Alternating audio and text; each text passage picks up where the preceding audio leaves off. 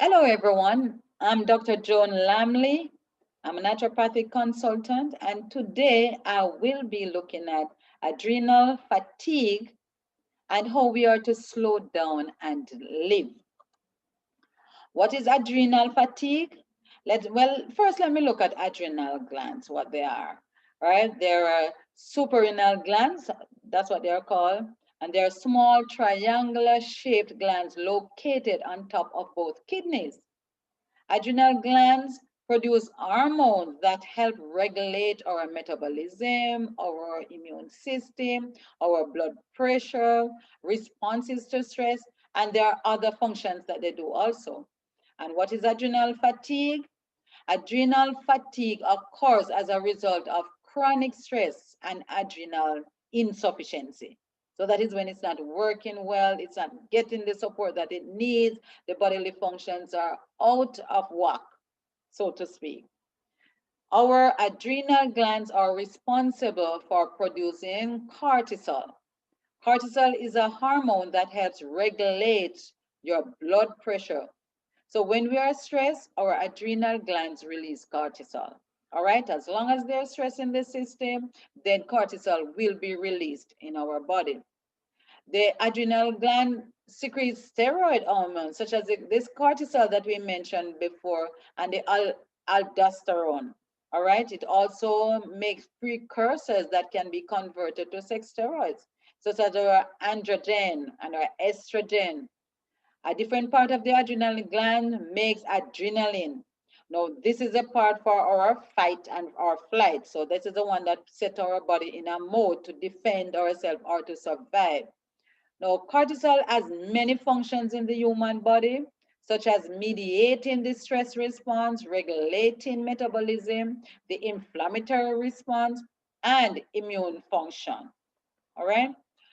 The adrenal glands are small glands located on top of each kidney, as we have mentioned before. It is very important for helping our body deal with any kind of stressful condition that we might find ourselves in, such as our brain triggers. All right, it releases response to many different kinds of stress, right? So as our body become under stress from any kind of threat to our bodies, then cortisol is released into the system.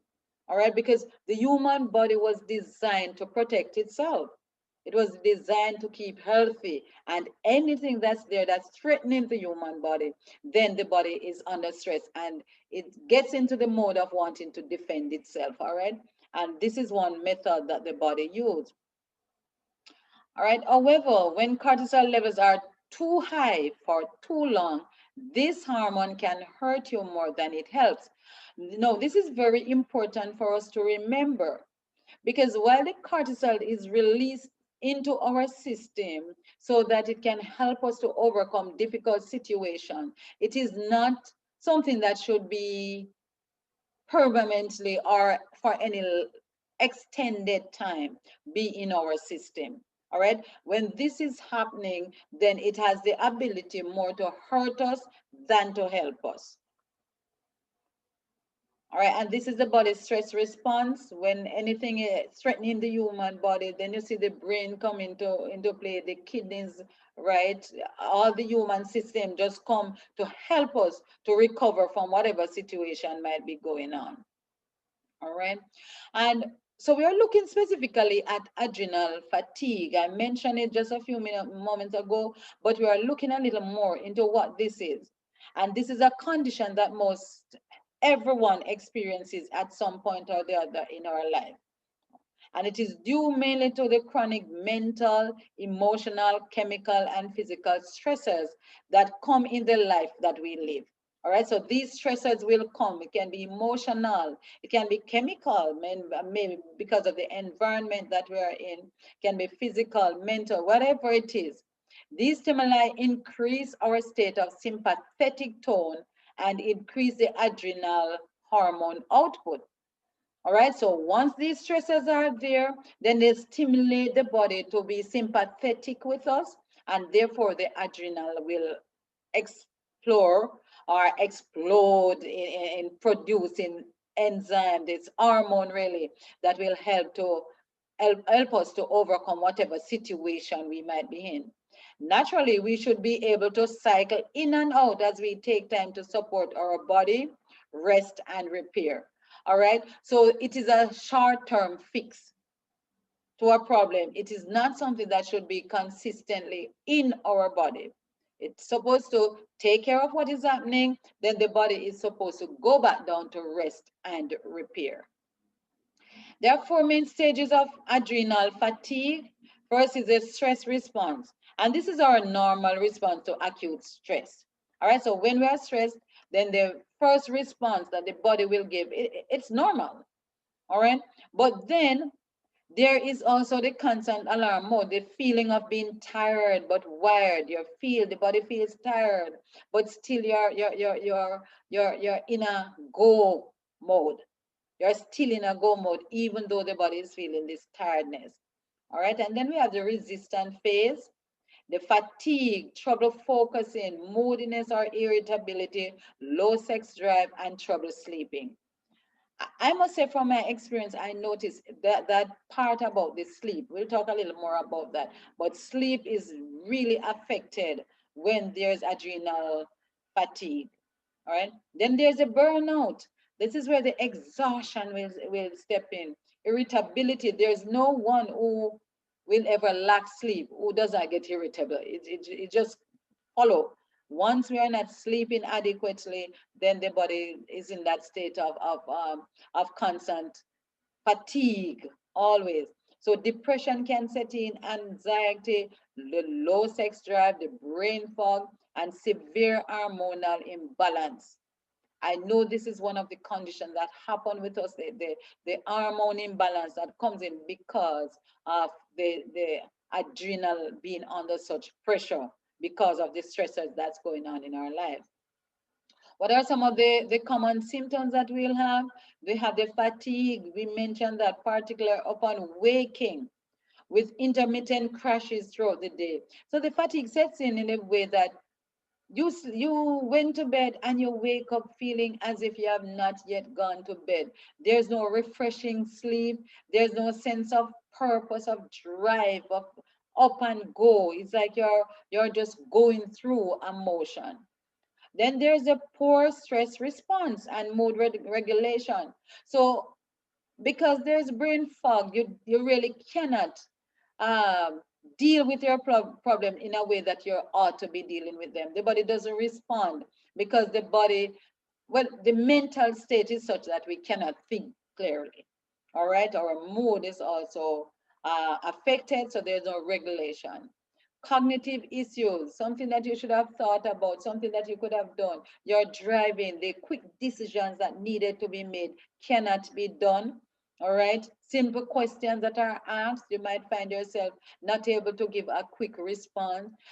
You might be able to, you're maybe want to do a presentation and you find that you cannot put your thoughts together. All right, and my clients, I notice this affect them more. They increase energy level in the evenings. All right, the energies tend to come on more in the evening, and they crave salt and sweetie foods. The major problem with adrenal fatigue and its progression into adrenal exhaustion occur when the adrenals are unable to turn off.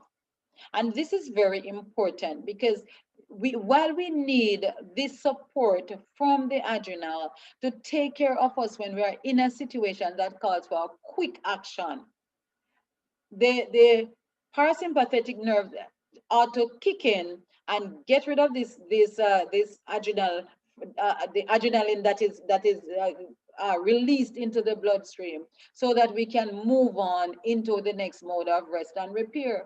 When this is not happening, then we are going to be affected big time.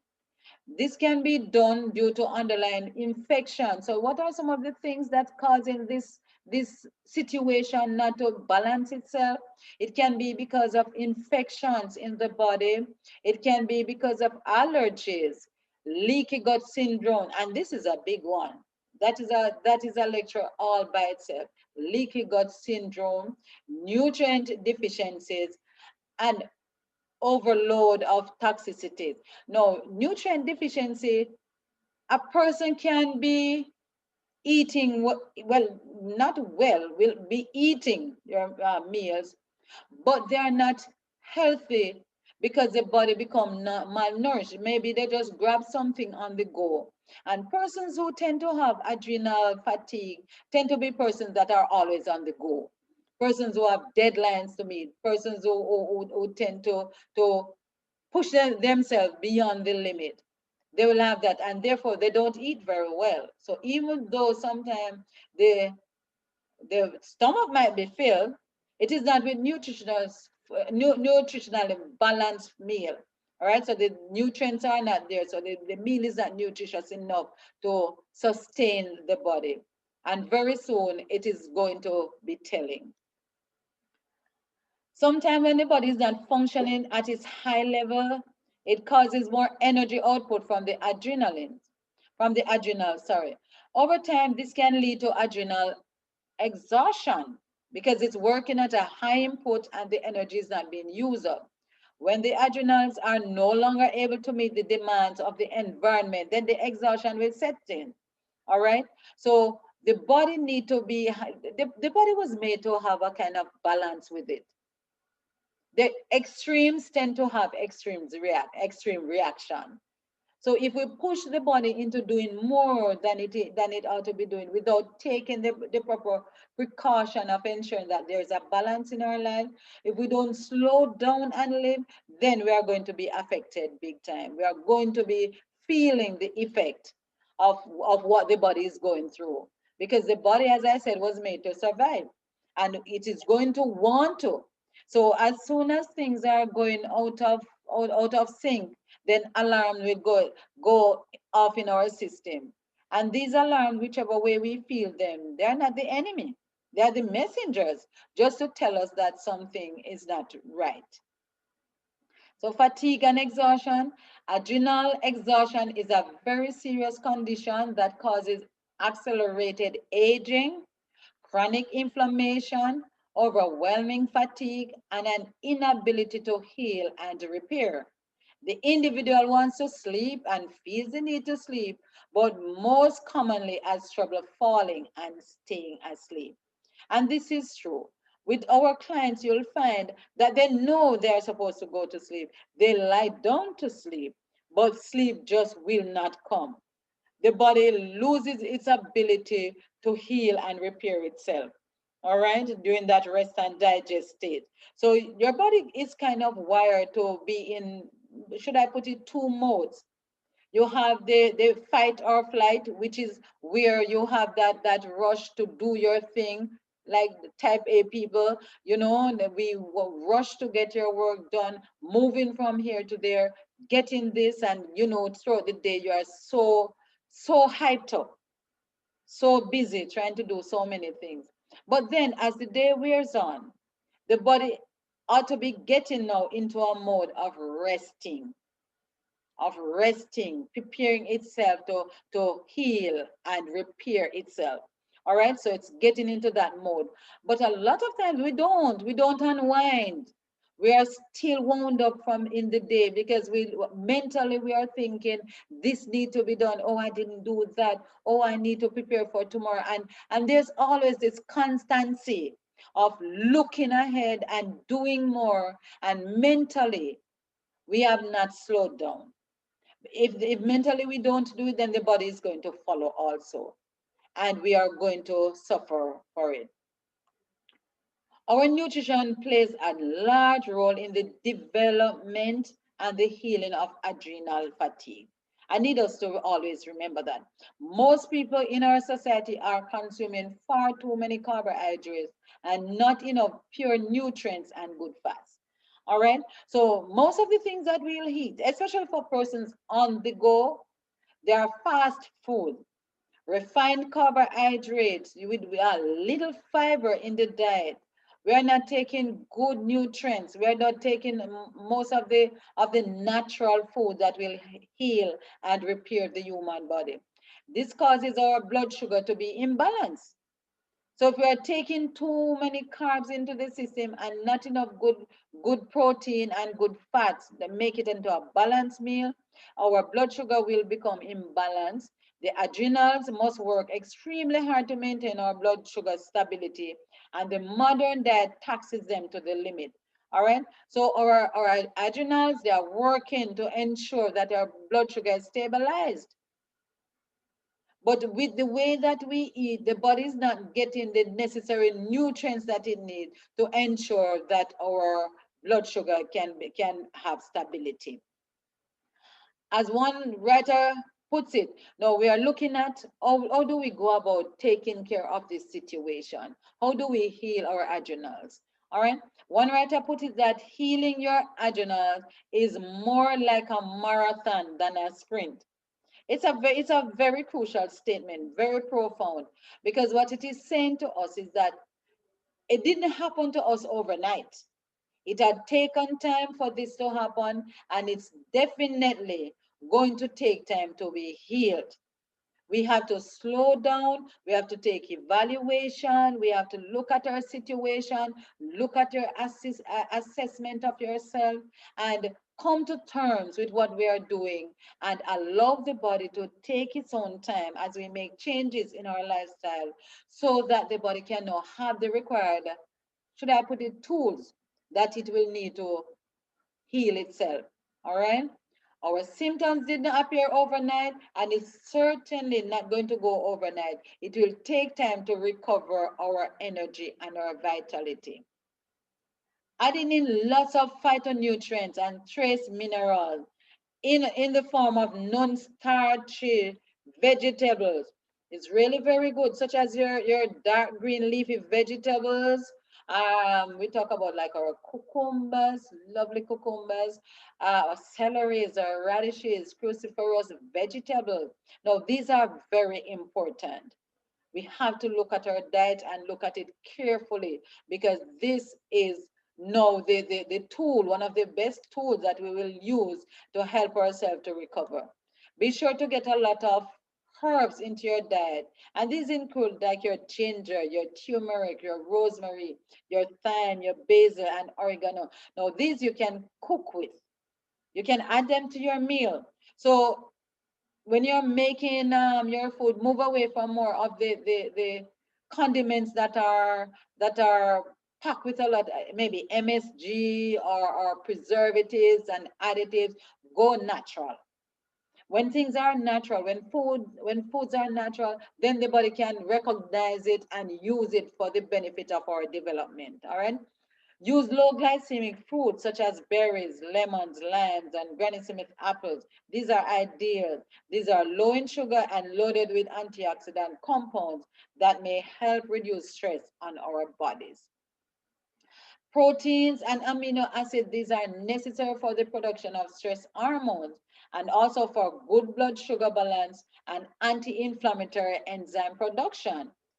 All right. So we can use those as the good protein. Now, what are some of the best form of protein that we can use? Our peas, our beans are excellent. Our nuts and our seeds. These are very good to put into our diet because they are very good source of protein and they are very easy on the system for digestion. What are some of the foods we should avoid? There are some that we don't need to have in our diet. No, gluten food. A lot of us we are gluten intolerant and we don't even know. But wheat, especially the GMO food, non-organic, these have a way of affecting us. The gluten will affect our gut, all right, and can lead to leaky gut syndrome. We look at sugar. Sugar can be very poisonous to the human body. The refined carbohydrates, all right, that lacks fiber so that they cannot slow down and go through the system. Remember, we are talking about slow down and live. All right, and in our diet, we want food that doesn't easily pass through the system, but those that can take its own time and be properly digested as it goes through the system. Avoid meats. Why meat? Because meat does not have fiber and it moves slowly through the human body. And it takes a long time to digest, and they are high in fats, cholesterol, all right, and a lot of substances that really, and chemicals that really not all that good for our system. Our dairy, we can have allergic reactions to the dairy, and the fat again, the cholesterol, so all of these things. Our oils, when you look at the oils, the partially hydrogenated oils, we need to ensure that that's out of our diet completely. We want to move from our food additives and our food preservatives. All right. So we look at them, look at some more things that we look at. We also want to look the processed vegetables and seed oils. We also want to look at tin food. A lot of the tin food, they're high in preservatives and they're high in sodium. They are preserved in a tin for a very long time, and these can be very dangerous for us. Artificial sweeteners, move away from them because these are chemicals that are very damaging to our system. No, I cannot overemphasize the importance of water.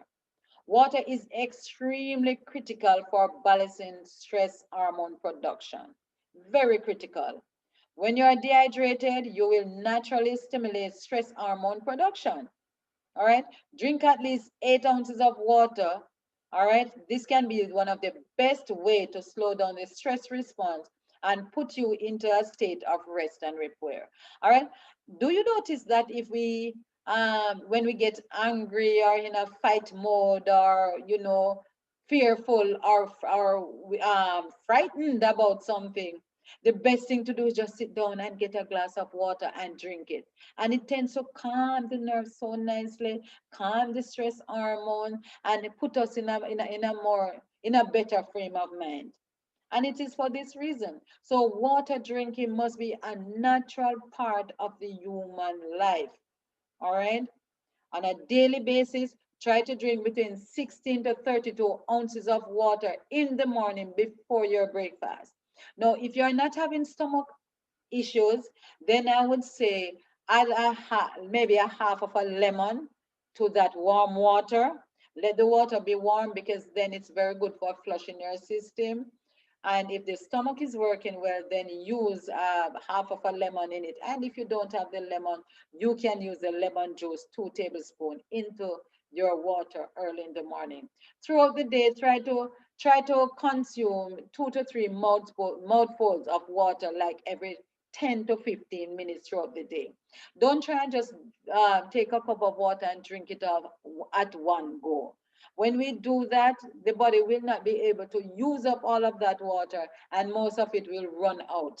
All right, so it's best for us to drink it in small gulps. All right, small gulps throughout the day.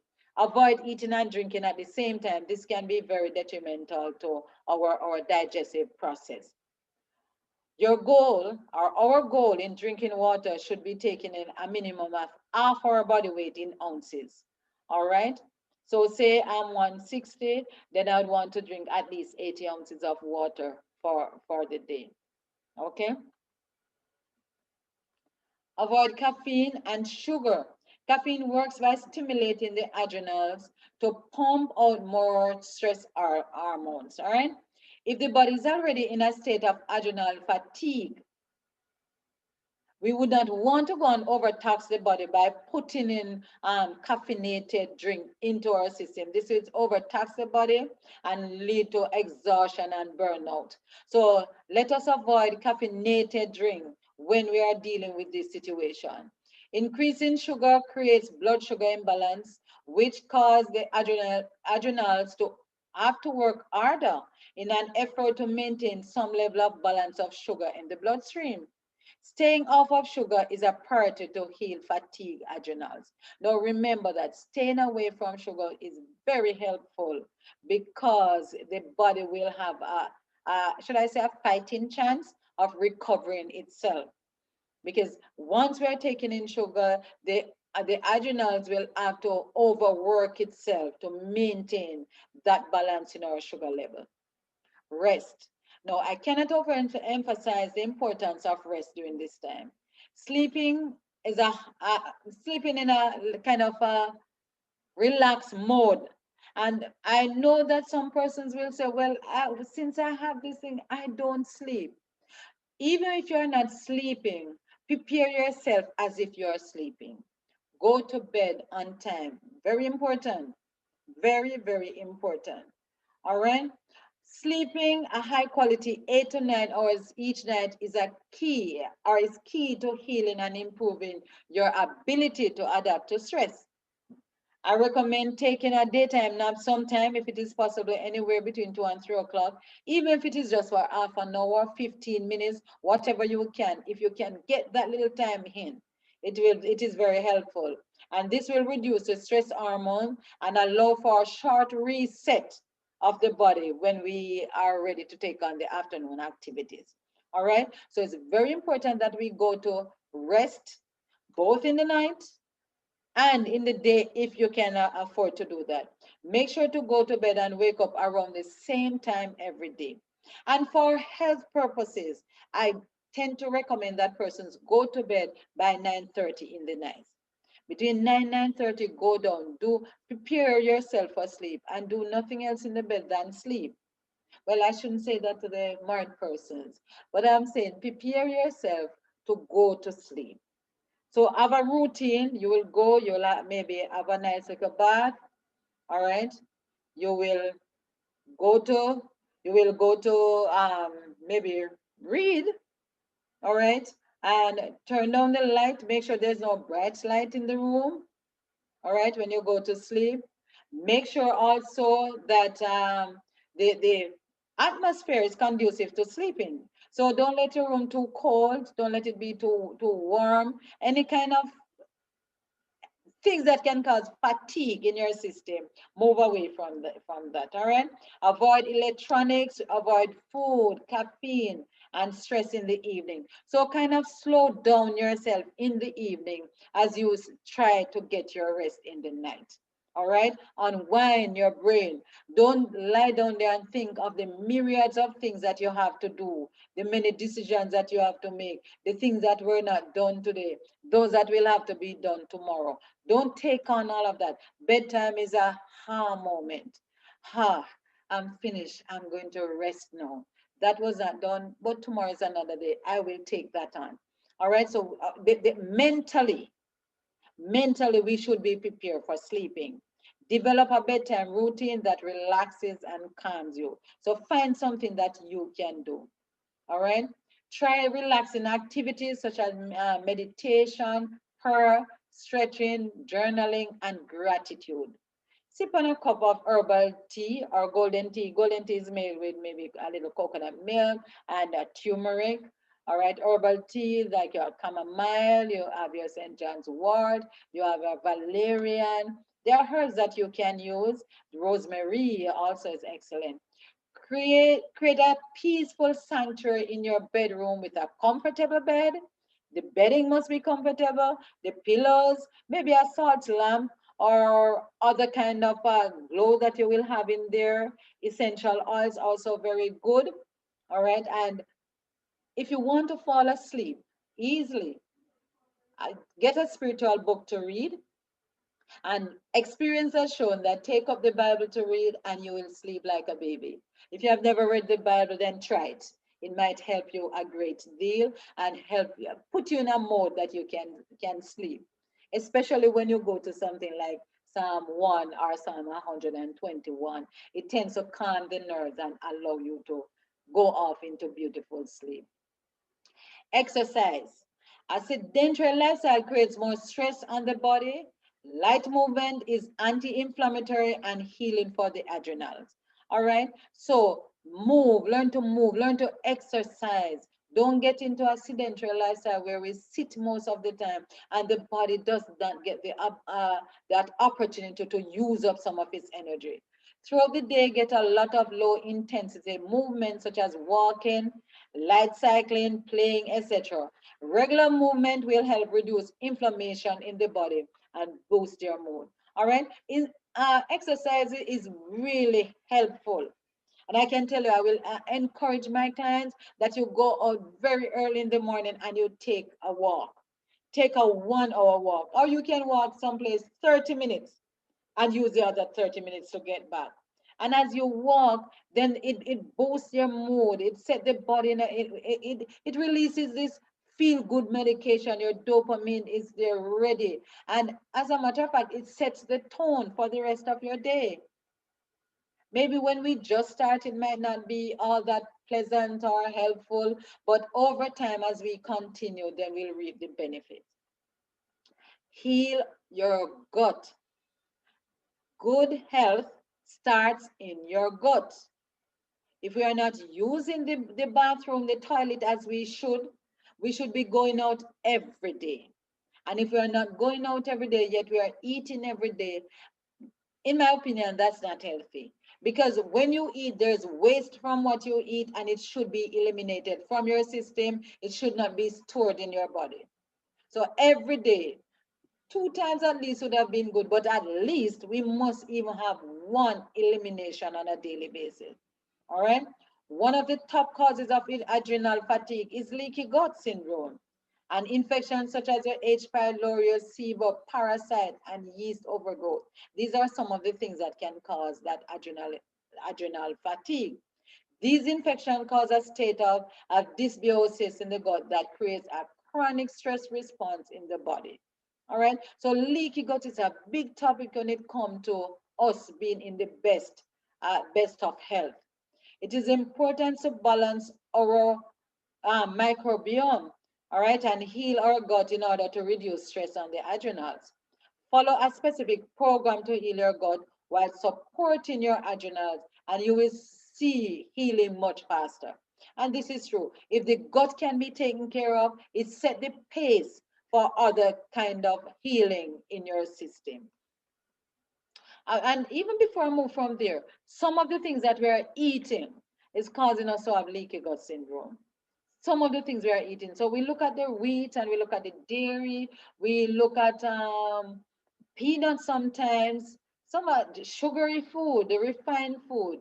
All right, some of these are very harmful to our gut area, and therefore we should be careful in putting them in our system.